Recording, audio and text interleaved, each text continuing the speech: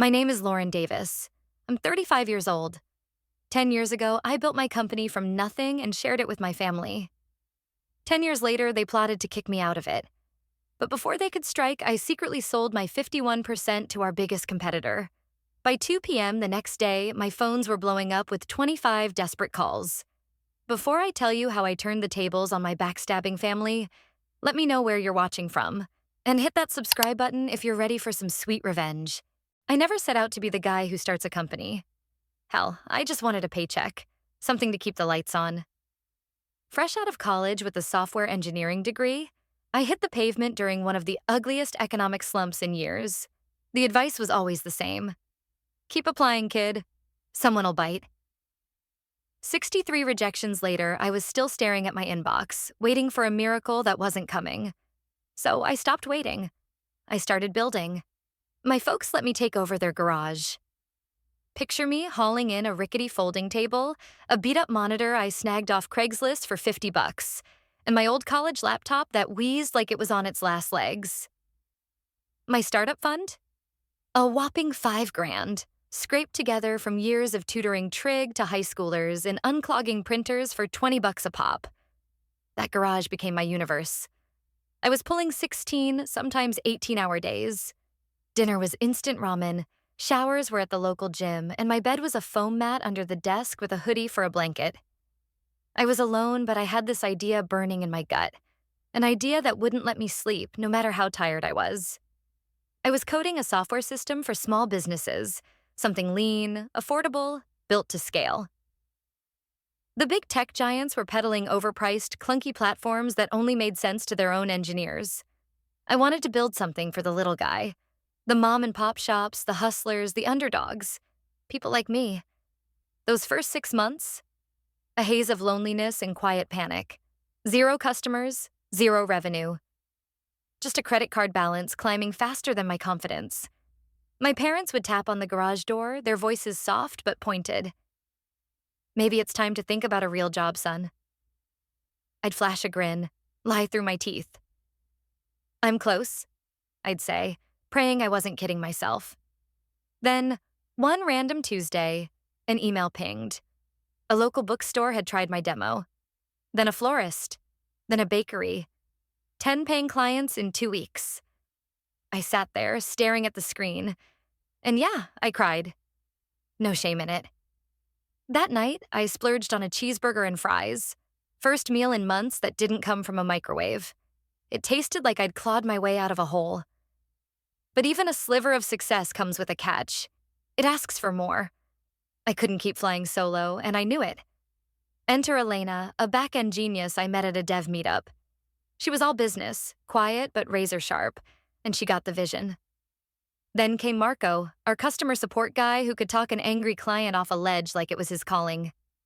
For the first time in forever, I slept a full 8 hours. When we hit 100 clients, I signed a lease on a tiny office above a pizza joint downtown.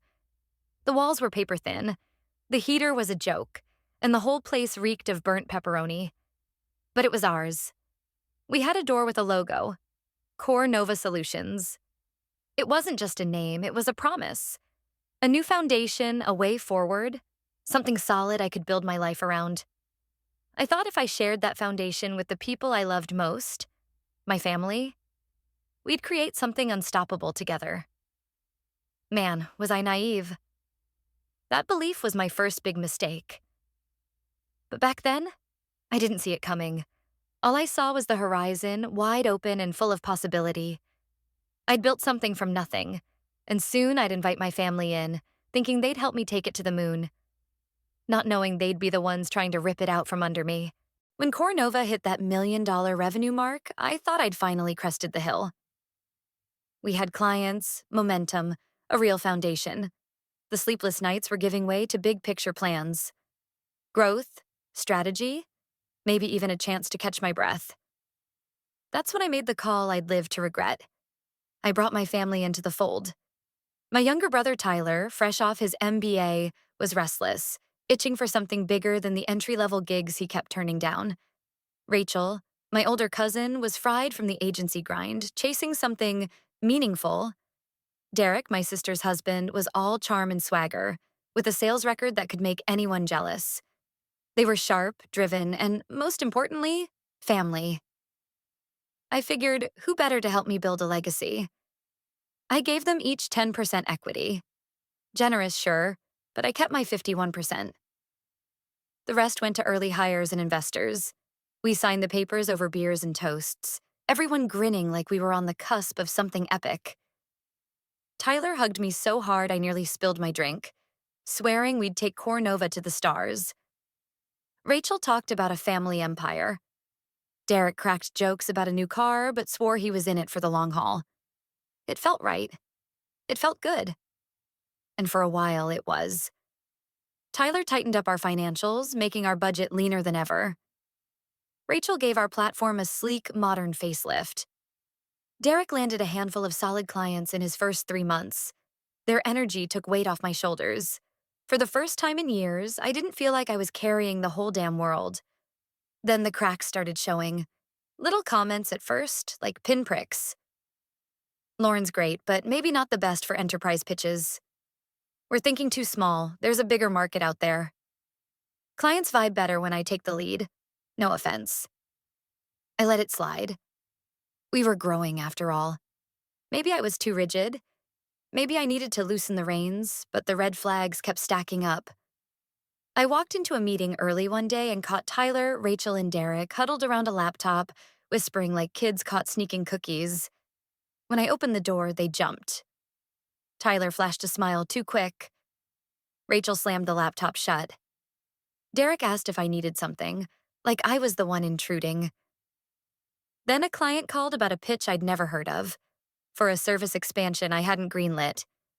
When I asked Rachel, she shrugged it off. Oh, sorry. Last-minute opportunity. Didn't want to bug you. Didn't want to bug me. In my own company. I started noticing I was out of the loop.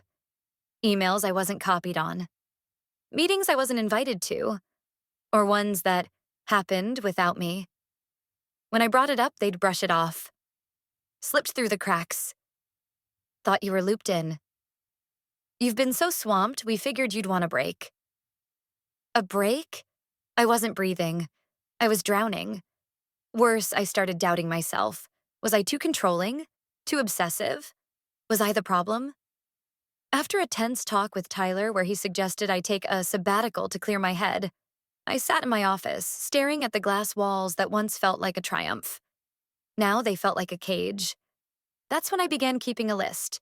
Missed meetings, decisions overridden, budget shifts I never saw, staff changes that never hit my desk. A growing, gut-wrenching list. Still, I clung to hope. Maybe they were just hungry for more. Maybe they didn't realize how it felt. So I leaned back. Let Rachel take the spotlight at launches. Signed off on Tyler's budgets without digging. Hyped Derek up in team meetings. It didn't help. The more I stepped back, the more I faded. Until one night changed everything. I'd cut a tech conference in Seattle short, grounded by a migraine. I didn't tell anyone I was back early. At 9:30 p.m., I dragged myself to the office, expecting it to be empty. But the conference room was lit up. Through the glass, I saw Tyler, Rachel, Derek, and 2 board members. I crept closer, quiet as a ghost, and stopped just outside. I couldn't catch every word, but I heard enough. Documenting her lapses. If the board votes unanimously, bylaws clause, acting against company interests, issue new shares, dilute her control. My blood ran cold. They weren't just pushing me out. They were erasing me. I didn't barge in, didn't scream. I just listened. And something in me shifted. This wasn't my company anymore. It was theirs. Unless I moved first. I didn't go home right away. I sat in my car, 3 blocks from the office, gripping the wheel until my hands ached. Their voices, Tyler's, Rachel's, Derek's, played on repeat. The calm, calculated way they planned to gut me. It wasn't just betrayal. It was a heist. The shock burned off, leaving something hard and sharp in its place. Resolve. I wasn't going to play their game. They wanted me to snap. to make a scene so they could paint me as unhinged. Instead, I chose silence and strategy. At home, Jaden, my partner, took one look at me and froze. Lauren, what happened? I told him everything, word for word, sitting on the edge of our bed, still in my coat. His face cycled through disbelief, rage, then something like grief. They can't do that. You own 51%. They found a loophole, I said. A clause I signed ages ago when I was too green to know better. If the board votes I'm a liability, they can issue new shares, dilute mine, take over. Jaden's fists clenched. You gave them everything. I know. And now they wanted it all. I didn't sleep. I tore through every document, agreements, board resolutions, old emails, backed up PDFs. By dawn, I had a folder. By 7 a.m., I had a call set with Rachel Solomon, my original attorney, the one who helped me incorporate Core Nova when it was just a dream in a garage. Lauren? She answered, surprised. What's up? I need you. I laid it out. Calm, precise, no tears. Dates, names, facts. She was quiet for a long beat, then, send me everything. I'll be at your place in 2 hours. She showed up with coffee, a legal pad, and a look that said, we're going to war. She pored over the documents, pausing, rereading. The dilution clause is real, but it's flimsy. They need a unanimous board vote, a paper trail of your misconduct, and written notice to you first.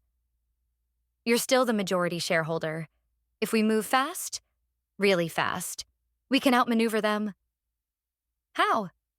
They haven't pulled the trigger yet. Your 51% is still yours. You can make a move they can't block. Like what? She leaned in, voice low. Sell it. I blinked. Sell my company?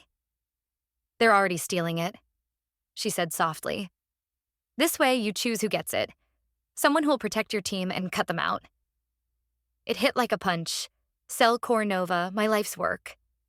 The sleepless nights, the missed holidays, the years of grit. But staying? That would mean losing myself. By day's end, I had 3 potential buyers. At the top, Aidan Carlisle, CEO of Nova Strive, our fiercest competitor. They'd tried to buy us twice before. I'd said no, too stubborn to let go. Now, I was ready. I called Aidan directly, using the number he'd slipped me at a tech summit. Lauren Davis, he said, surprised. Didn't expect this. I have a proposal, off the record, confidential, in person, today. Listening. Oak Ridge Hotel, noon. Bring your legal team. A pause. You've got my attention. The Oak Ridge's lobby was all warm wood and soft jazz, perfect for deals no one needed to overhear. Aidan arrived on the dot, navy suit crisp, confidence understated, with one lawyer in tow. Smart, low-key. He spotted me, nodded, and slid into the booth. Lauren, what's this about? I'm selling my 51%. I want Nova Strive to buy it. Today. He blinked, surprise flickering. Why now? Let's just say my board forgot who built this company. I'd rather hand it to a rival than let them steal it. He nodded, leaning back. You know what this means? Full control. Integration into our network. On my terms. I slid a folder across the table. My conditions. Keep all non-family staff with bonuses and titles intact. Fire Tyler, Rachel, and Derek immediately. Maintain the Core Nova brand for 2 years, and no public mention of my reasons. Aidan raised an eyebrow. You came prepared. I don't mess around with my life's work. He handed the folder to his lawyer. Give us an hour. Stay close. The wait was brutal. I sat there, hands clasped, mind racing. If Aidan passed, my next option was a holding company known for slashing teams. I didn't want that. At 1:20 p.m., they were back. We'll do it, Aidan said, no fluff. Relief hit, but I kept my face steady. Terms as written? We'll add a clause shielding you from board inquiries and take on all legal risk. But yes. We shook. It was real. When do you want to sign? He asked. Tomorrow, 9 a.m. Press release by 2 p.m. Done. That night, Rachel, my lawyer, worked late with Novastrive's team, hammering out every clause. I stayed up, triple-checking. At midnight, I texted Elena, my CTO. Trust me, tomorrow everything changes. You'll be okay. Her reply, always trusted you. See you on the other side. At 9 a.m., I signed. At 11 a.m., the wire transfer cleared. At 2 p.m., the release hit. Novastrive acquires majority stake in Core Nova. Leadership transition underway. At 2:03 p.m., Tyler called. I didn't pick up. Rachel and Derek followed, then Tyler again. By 2:45 p.m., I had 10 missed calls and a flood of texts. Tyler. What the hell did you do? Call me, now. Rachel. Lauren, please. This can't be real. You blindsided us. Derek. You gave our company to a competitor? Are you insane? We had a plan. I turned my phone off. Let them stew. At 4:12 p.m., Rachel showed up at my building. My doorman buzzed. Your cousin's here. She's crying. Send her up? No, I said. I'm not available. He paused. She's pretty upset. So am I. That night, I sipped tea, wrapped in a blanket, as my phone lit up with 37 missed calls, 52 texts, and a voicemail box stuffed with rage and tears. Rachel, sobbing, please talk to me. We didn't mean to hurt you. We just wanted more. Tyler, furious. You think this is over? You betrayed your family. You'll regret this. Derek. This is war. We'll sue. You broke protocol. Biggest mistake of your life. Mistake? Number. The mistake was trusting them. The next day, Derek's lawyer sent a threat. Rachel's message followed, claiming I violated shareholder rights. My Rachel fired back. You have no legal standing. The purchase agreement was ironclad. At noon, Novastrive's HR emailed Tyler Davis, Rachel Chen, Derek Thompson terminated effective immediately. Done. Elena messaged later. They're gone.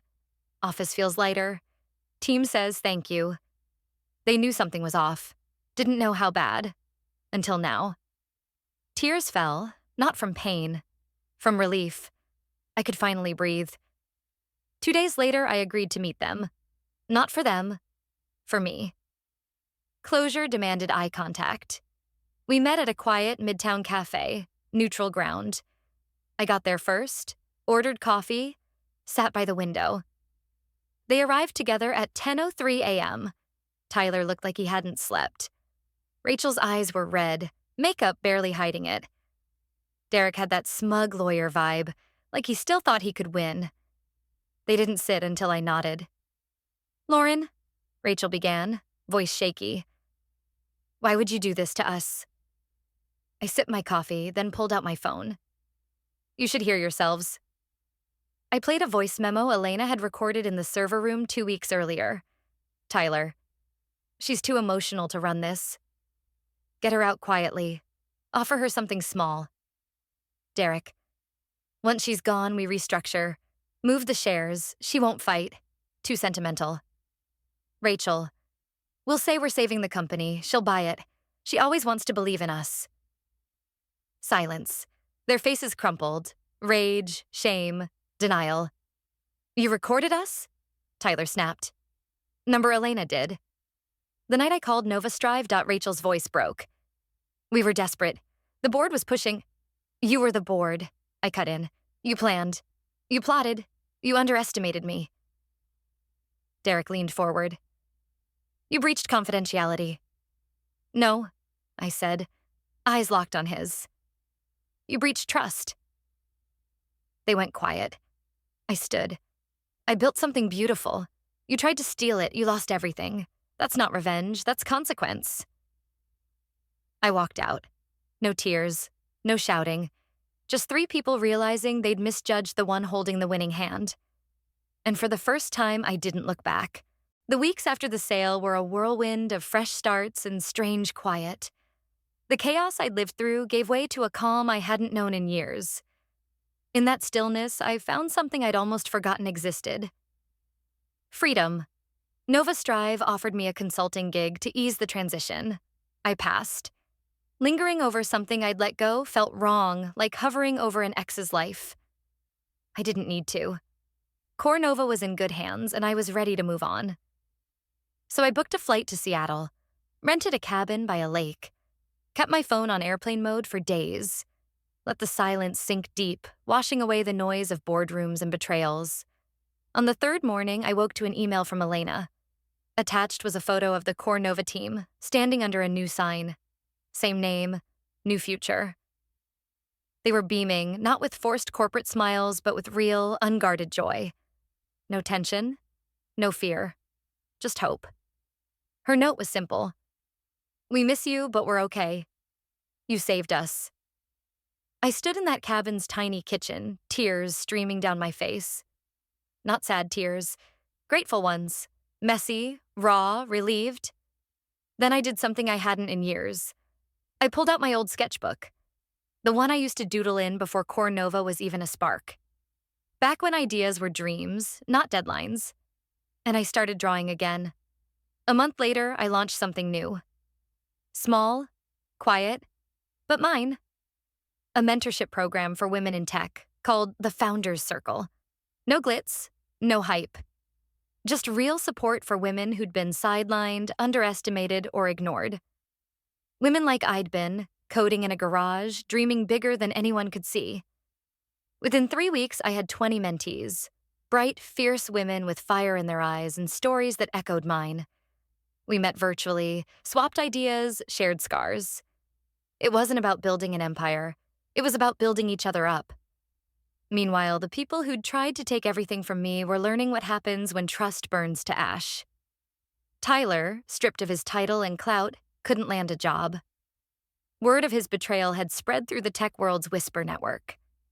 His LinkedIn went from polished updates to vague consulting posts, then silence. He'd become a ghost in the industry he thought he'd conquer. Rachel, once the sharp CFO with the perfect pitch, was scrambling for freelance gigs. But reputations don't heal fast. I'd get emails, secondhand stories of her pitching herself to firms that wouldn't touch her. She'd become a warning whispered in boardrooms. Don't pull a Rachel Chen. Derek? His slick confidence didn't survive the fallout. After the story of his failed coup went viral in tech circles, no one wanted a sales guy tied to a scandal. Last I heard, he was teaching night classes at a community college, his swagger replaced by bitterness, a man shouting into the void, forgotten by the world he thought he'd own. The contrast was stark. I was surrounded by purpose, mentoring women, shaping futures, living in a quiet house by the lake. I had peace. They had silence. I had community. They had isolation. I'd rebuilt my life. They couldn't rebuild their names. One evening, during a virtual Founders Circle session, a young engineer asked, "How did you survive losing your company?" I smiled. I didn't lose it. I reclaimed it. Then I let it go. Because revenge isn't about tearing others down. It's about rising above. It's evolution. And sometimes the greatest legacy isn't the company you built. It's the life you carve out after the betrayal. Thanks for diving into this chapter of hidden family revenge stories. If this tale of betrayal, justice, and healing hit home, give it a like, subscribe, and ring that bell so you don't miss the next one. Until then, keep building your own legacy. Tyler stood by the floor-to-ceiling glass of his penthouse office, arms crossed, staring at the city below. The streets hummed with the usual chaos. Horns blaring, people weaving through crosswalks. But up here, in Core Nova's executive suite, the air was thick with silence. He'd expected champagne and backslaps after the vote to oust Lauren. Instead, the quiet was choking him. At 8:52 a.m., his phone pinged. An email. Subject: Nova Strive Transition Protocol. Effective immediately. He clicked, scanned the first paragraph, and felt the blood drain from his face. Nova Strive had seized Lauren's 51%, locking in full control. By noon, their interim CEO would call the shots. HR and legal were already looping in key staff without copying Tyler. He wasn't even a footnote in his own company anymore. Rachel burst in, her usual polish fraying. Hair slightly mussed, no lipstick, blazer buttoned wrong. A walking glitch in her perfect CFO armor. "You saw it?" she asked, voice brittle. "Yeah. They're not bluffing. New leadership's moving in today." "We need damage control," Tyler muttered, pacing. "Emergency board meeting. Pushback. Find legal leverage." "Leverage for what?" Rachel's eyes flashed. "They bought the 51% clean. You think we can fight that in court?" "They blindsided us. Lauren blindsided us." Rachel's hand twitched near her mouth, fingers shaking. She was always 5 steps ahead. We underestimated her. At 9:15, Derek stormed in, phone clutched tight, face flushed. 10 clients just bailed on meetings, including Baxter. 8 years with them, gone. "It's been 2 hours," Rachel whispered. "How's the news spreading this fast?" Tyler flipped on the conference room screen. CNBC's ticker screamed, "Tech firm shakeup. Core Nova sold to competitor after founder's exit." Every major outlet had the story. TechCrunch, Bloomberg. Even the Wall Street Journal was calling it a stunning power grab. Derek chucked his phone onto the table. "They're saying it's a hostile acquisition, like we staged a coup." Rachel's voice cut through, sharp and raw. "Didn't we?" The room went still. The silence hit harder than any shout. They sank into chairs, 3 power suits suddenly powerless. Tyler leaned forward, voice low. "Damage control. Now media statement, internal memo, something to stop the bleeding." Rachel nodded. Slow, mechanical. "We say it was mutual, strategic. Lauren's call, her terms." Derek snorted. "She won't play along. You know her." "Then we spin it anyway," Rachel shot back. "Perception's half the battle." Tyler turned back to the window. The city churned on, indifferent. The company he'd spent years plotting to control had slipped through his fingers in half a day. And the worst part? He never saw it coming. By Thursday, their carefully crafted spin was unraveling. Rachel's press release, thrown together in a frantic, whispered meeting, called the sale a visionary move spearheaded by Lauren. But the world wasn't buying it. Tech blogs and business outlets churned out stories that cut deeper than any boardroom knife. Anonymous quotes from former employees fueled the fire, tossing around words like power struggle, betrayal, and boardroom coup. The narrative was slipping, and they were powerless to stop it. Rachel walked into her office that morning and froze. A thick, unmarked envelope sat on her desk, no return address. Her hands shook as she tore it open. Inside were copies of her personal financial statements as CFO, with highlighted lines showing inconsistent expense reimbursements. A single note was clipped to the top, typed in cold. "Thought you should know what the SEC might find interesting." Her stomach lurched. She dialed Derek, barely keeping her voice steady. "I think someone's trying to dig into us." "Us?" Derek's tone was sharp. "What are you talking about?" "I got a package, my financials. Someone's threatening me." A long pause. "You think it's Lauren?" "Number, this is too messy. She wouldn't play dirty like this." Derek didn't answer, but the silence said enough. Across town, Tyler was pacing a WeWork lobby, still reeling from a meeting gone south. He'd pitched a major investor, hoping to salvage his reputation, but the second he mentioned Core Nova, the partner's face turned to stone. "We don't associate with what happened there," the man said, voice flat as a blade. Tyler left with nothing but a sinking feeling. He'd spent years chasing the spotlight, trying to outshine Lauren. Now her shadow swallowed him whole. Meanwhile, Derek's phone buzzed with an email that hit like a sucker punch. A tech blog, sniffing around for dirt, asked for comment on alleged discrepancies in your academic credentials. Someone had dug up his past, a decade-old lie where he'd used his cousin's credentials to snag a Stanford internship. He'd buried it deep, or so he thought. Not anymore. By evening, the three of them huddled in Rachel's office, the air thick with panic. Derek was livid, pacing like a caged animal. "This is a takedown campaign."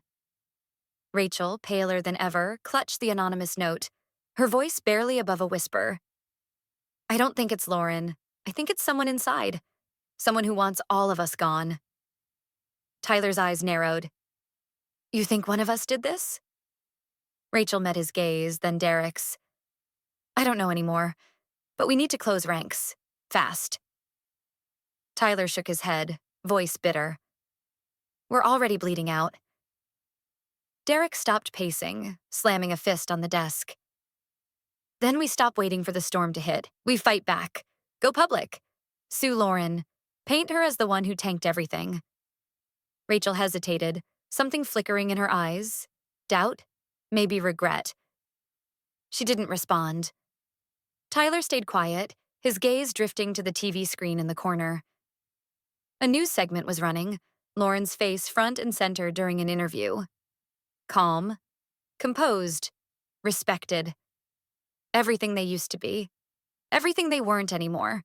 The storm broke Friday morning, and it hit like a freight train. It started with a sharp knock on Tyler's door. A tall man in a black suit stood there, badge gleaming. SEC Enforcement Division. "Mr. Tyler Harrison? We need to discuss transactions between Cornova and an offshore firm in Belize."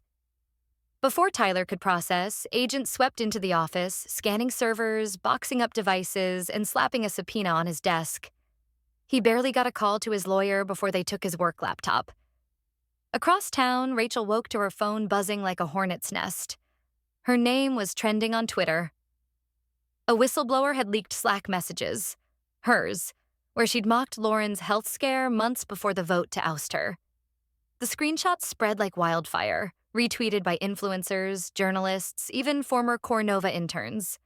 One viral post stung hardest. "You can take the company, Rachel, but you can't take integrity." Team Lauren. Derek wasn't unscathed. A TikTok expose tore into his LinkedIn, highlighting every inconsistency. A high-profile recruiter piled on with a brutal thread. Why Derek Langley is the poster child of corporate nepotism. The lie about his Stanford internship, a decade-old skeleton, was now a trending hashtag. Then came the shareholders' letter. By 11 a.m., over 70 minority shareholders, led by a pack of former employees, released an open letter demanding a full probe into Lauren's ousting. They called it a betrayal of the founder's legacy and shareholder trust. The words landed like a gut punch, shared across every major tech outlet. By 2 p.m., a Bloomberg journalist dropped the bombshell. Lauren had been quietly meeting with whistleblowers for weeks. She'd known their secrets. The offshore accounts, the fudged credentials, the cruel Slack chats. She'd just been waiting, letting their own moves unravel them. That evening, Derek sat in a dimly lit downtown bar, nursing his third whiskey. Rachel sat across from him, staring into her untouched glass, her silence louder than the bar's low hum. Tyler was a no-show. "She planned it all," Derek muttered, voice thick with liquor and venom. "Every leak, every quote, every hit. She's making us destroy each other." "She didn't make us," Rachel said, barely above a whisper. "We did this to ourselves. She just let it happen." Derek's eyes burned with bitterness. "You think she's done?" Rachel shook her head, slow and heavy. She's not after revenge. She's after restoration. That's what makes it worse." Meanwhile, Tyler had fled the city, holed up in his lake house, alone. His phone showed 3 missed calls from his lawyer, 5 from his mother. His inbox was a battlefield of angry emails and panicked messages. He sat on the deck, staring at the dark water, replaying Lauren's last words before the vote. "When you chase power at the cost of people, it always comes back around." It had. Hard. He cracked a bottle of scotch, muttering to no one. "We never should have pushed her out." Behind him, the TV droned on, tuned to a live stream of a Women in Tech summit. Lauren was at the podium, rapping her keynote. Her voice carried, clear and steady. Sometimes what they meant for harm becomes the very thing that launches your purpose. The camera caught the crowd rising, a standing ovation roaring through the speakers. Tyler didn't turn around. He just sipped his scotch, the lake stretching out before him, cold and endless. By Monday, Core Nova was bleeding out. 3 major clients bailed, citing unstable leadership. 2-star engineers quit, their resignation letters blunt. Ethical misalignment with management. HR dropped another bomb. Multiple female employees had filed complaints against Derek, accusations buried under his influence until now. Tyler was summoned back to the city for an emergency board meeting. He strode to the elevator, badge in hand, only to be stopped cold by a security guard. "Credentials deactivated Friday, sir."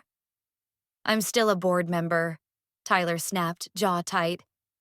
"You'll need to contact legal," the guard said, unmoved. Rachel, meanwhile, opened a letter from her alma mater's ethics committee. Her honorary fellowship was under review. A professor's op-ed in the alumni magazine cut deep. When ambition turns rotten, a case study of Cornova. Her phone buzzed with notifications, none good. Her husband hadn't spoken to her since the leaked Slack messages hit. Her teenage daughter's TikTok, vague but pointed. "Sometimes your role models disappoint you most," racked up thousands of likes. Derek tried to salvage his image with a LinkedIn post, a 500-word ramble about leadership misunderstandings. The top comment with 2,000 upvotes. "We all saw the screenshots, Derek. Just resign." But the real carnage wasn't the headlines, it was the implosion among them. On Wednesday, Tyler leaked an internal memo Rachel had written 6 months before the vote, laying out a plan to replace Lauren. He sent it to a tech blog, claiming it was her master plan, painting himself as a bystander. Rachel hit back, leaking budget emails showing Derek's client development expenses, private jets, luxury retreats, all on Cornova's dime. Derek retaliated with screenshots of Tyler's personal messages to shareholders, dripping with manipulation and lies about Lauren's mental health. It was a bloodbath, each blow uglier than the last. The #sign Nova Truth hashtag exploded. Former employees poured out stories. An anonymous intern described Rachel threatening to blacklist her from tech for questioning a decision. Another post exposed Tyler firing a single father for taking paternity leave. Each revelation tightened the noose. A new narrative took hold. Lauren wasn't just a ousted founder. She was a survivor of a toxic empire, one now crumbling from its own rot. On Friday, Nova Strive dropped a statement. "We believe in rebuilding with integrity. Effective immediately, we are launching an internal audit and inviting former employees to participate anonymously. Core Nova's next chapter begins with truth." Tyler watched the press conference from a motel room, the air heavy with whiskey and sweat. Rachel read the news in her lawyer's office, her bank account frozen pending the SEC's probe. Derek sat in a co-working space, rented by the hour, invisible to the freelancers around him. No one met his eyes. The world spun on outside. But inside, their choices echoed, not with guilt, but with shame, sharp and unrelenting. The reckoning didn't come with a bang. It was a slow, relentless echo, reverberating through the lives of those who thought they could rewrite Lauren's story. Tyler's world crumbled under legal weight. Core Nova's legal team filed a civil lawsuit, accusing him of fiduciary breaches, manipulation, and falsified reports. A private investigator unearthed a damning truth. One of Tyler's shell accounts had funneled over $400,000 into anonymous lobbying firms to turn shareholders against Lauren. The IRS piled on with a parallel inquiry. His father, once his loudest cheerleader, wrote a scathing op-ed in a business journal. No legacy is worth losing one's integrity. Cornova's website scrubbed Tyler's name entirely. No trace of his role remained. His LinkedIn now listed consultant, no company attached. Recruiters ghosted him. He sold his Porsche, then his downtown condo. Now he lived in a 1-bedroom apartment in a sleepy suburb, giving talks to high school business clubs about resilience after failure. Even there, parents sometimes pulled their kids from the room, whispering about his past. Rachel's collapse was quieter, but the loneliness cut deeper. Her husband filed for separation. Her daughter packed a bag and moved in with an aunt. Her consulting firm imploded as clients vanished. The final blow coming when a women's wellness brand dropped her after an open letter accused her of fostering a toxic environment for junior female staff. She tried launching a podcast, Power Redefined, but the trailer limped to under 10,000 views. One night, alone in her apartment, Rachel scrolled through old Core Nova emails and found a message from Lauren, sent years ago. 5 words. You don't have to compete. She stared at it, eyes burning, for hours. Derek fought the tide, filing defamation suits, hiring PR firms, even buying followers to prop up his image. But the truth was too heavy. Receipts, Slack messages, emails, witness accounts kept surfacing. An ex-employee's memoir, The Intern Who Survived, dedicated a chapter to Derek's manipulation, and it hit bestseller lists. He fled to Austin, chasing a fresh start. But even there, whispers followed. Last anyone heard, he was managing inventory for a friend's boutique winery. His social media accounts gone dark. And Lauren? She stayed silent on their downfall, letting their choices speak for themselves. She poured her energy into building something better. Her new venture with NovaStrive thrived, becoming a beacon of integrity and resilience. She hired back employees who'd been silenced, gave them voices, and mentored women who'd been bullied out of their careers. Sometimes she'd drive past the old Core Nova headquarters. She never stopped, never looked. But in her heart, she knew. They tried to bury her, not realizing she was a seed. If Lauren's story of justice, resilience, and reclaiming her voice moved you, support Hidden Family Revenge Stories. Hit the like button, subscribe, and ring the bell to catch every powerful journey. Thanks for watching, and we'll see you in the next one. It was the kind of Sunday night where the world feels like it's holding its breath. Lauren, a 42-year-old tech founder who'd built Core Nova from a garage dream to a multi-million-dollar empire, was nursing a glass of Pinot when her phone lit up. Her inbox was a mess. 200 unread emails, most of them junk. But this one was different. No subject. No sender, just a sketchy address. Nobody help me 89 at... Her thumb hovered over the delete button. Spam? Phishing? Probably, but something about it felt off, urgent, like a late-night call from a friend you haven't heard from in years. She opened it. Hi, Lauren. You don't know me. I was just a summer intern at Core Nova 2 years ago. Handled the June client reports. You wouldn't remember me? I was invisible. But I saw things. I saved something. Something you need to see before it's gone for good.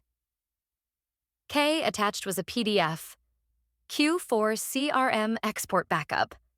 Lauren's stomach dropped like she'd just missed a step on a staircase. She clicked. The file opened to a spreadsheet.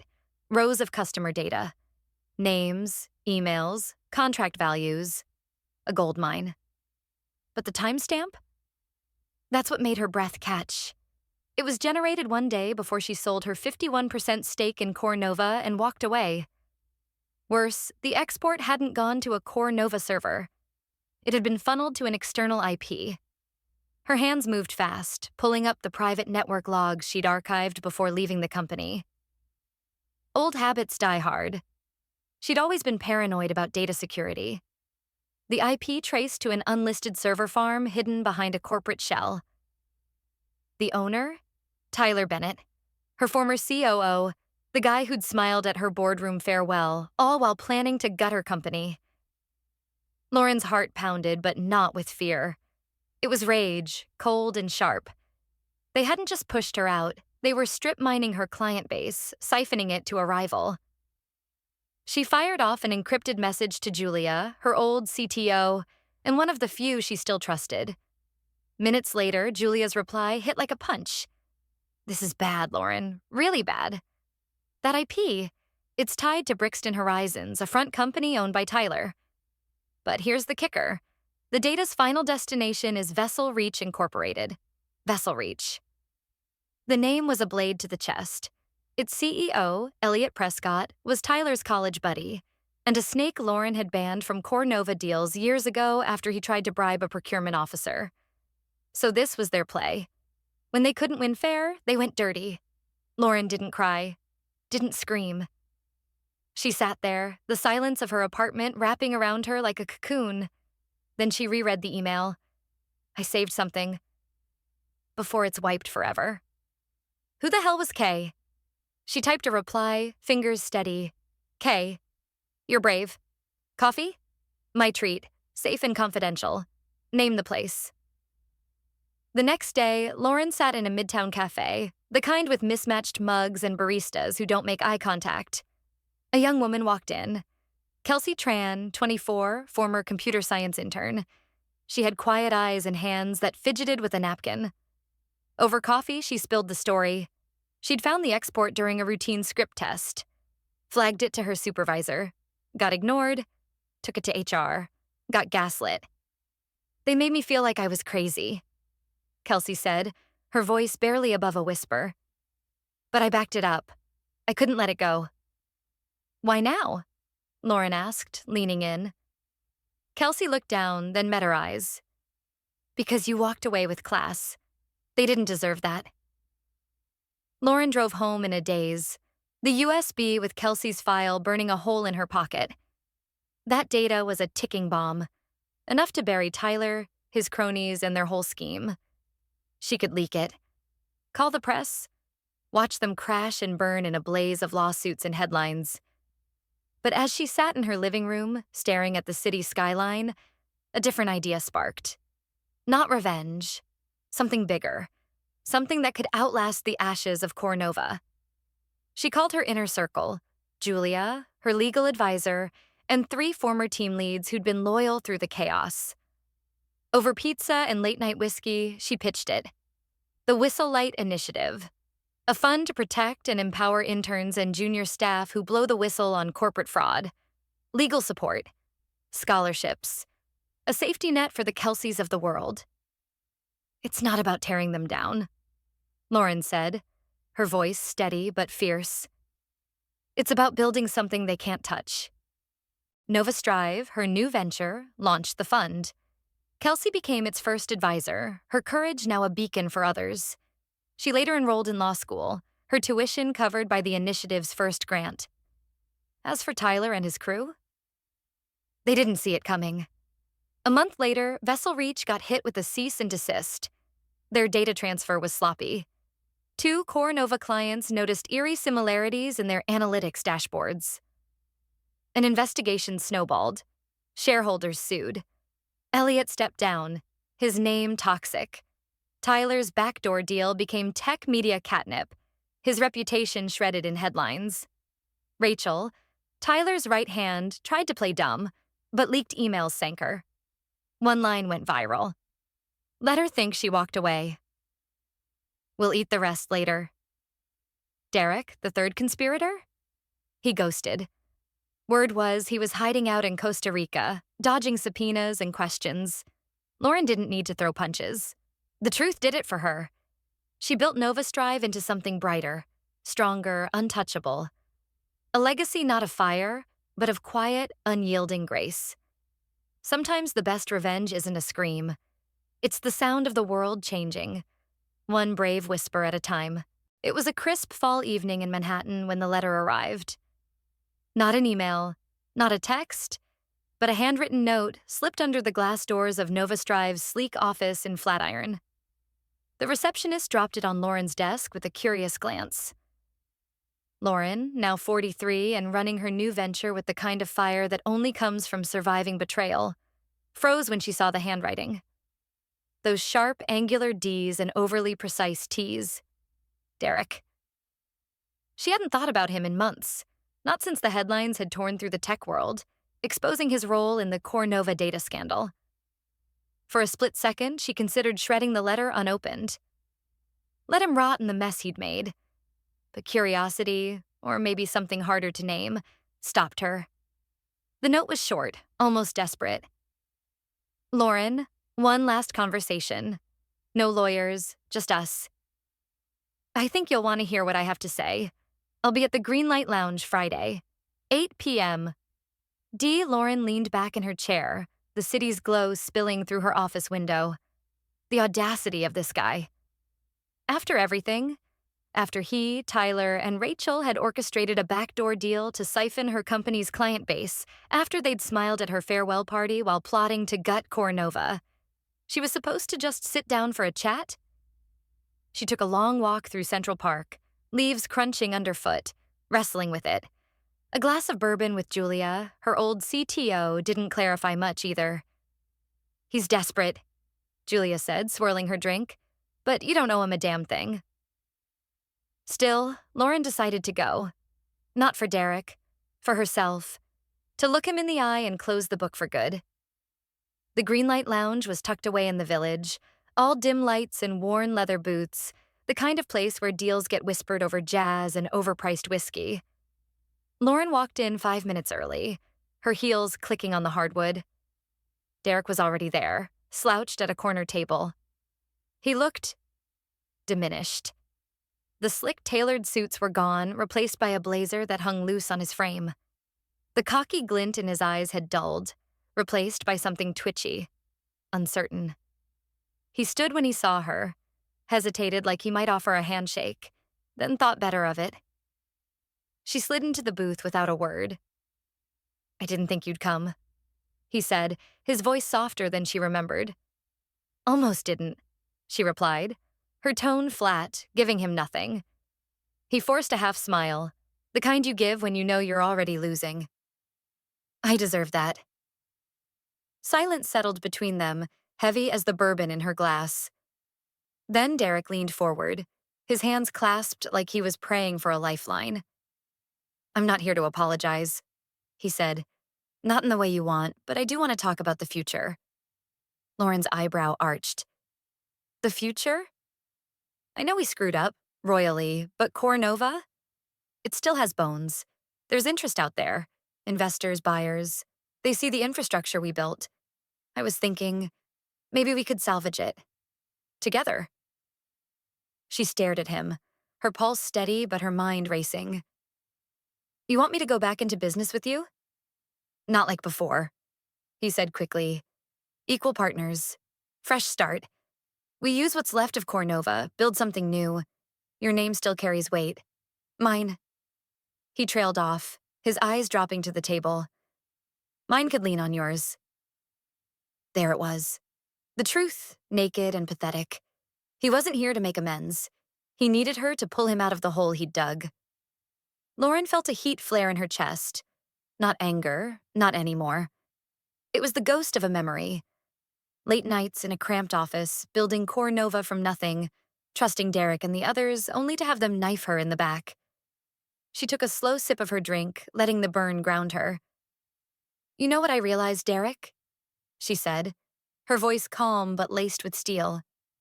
"You never believed in me. Not when we were grinding, not when I was leading, not even when I walked away with my head high. But now that your world's in ashes, you think I'm your parachute." His jaw tightened, a flicker of the old defiance. "I believed in the company," he said. "You believed in control," she shot back. "And now that you've lost it, you're sniffing around for mine." The silence that followed was deafening. Derek's eyes darted to his glass, then back to her, searching for an opening that wasn't there. "I was wrong, okay?" he said finally, his voice cracking. "But we don't have to be enemies forever. We can rebuild. You're not the type to hold grudges." Lauren looked at him then, really looked at him. Not with hate, but with something colder, sadder, pity. "I'm not holding a grudge," she said. "I'm just done." She reached into her bag and slid a plain manila envelope across the table. "This is a list of every NDA violation, every IP breach you orchestrated. Dates, emails, server logs. I haven't released it. Not because I'm afraid to, but because you're not worth my energy." Derek stared at the envelope like it was a live grenade. He didn't touch it. "You came here thinking I'd help you claw your way back," Lauren said, standing now, her voice low and unshakable. "But I came to make sure you understand one thing. You didn't just betray me. You showed me exactly who I never want to be." She turned and walked out, the jazz fading behind her. The night air hit her face, sharp and clean like a reset. The next morning, her phone buzzed with a news alert. A whistleblower from Vessel Reach had come forward, dropping a bombshell about Derek's role in a string of unethical data transfers. Lauren hadn't leaked a thing. Someone else had. Someone inspired by the Whisperlight initiative, by Kelsey's courage, by the ripple effect of Lauren's refusal to stay silent. Derek's name was scrubbed from 2 advisory boards by noon. His speaking gigs evaporated. Within a month, his consultancy folded, a footnote in a scandal that wouldn't quit. Lauren didn't look back. She didn't need to.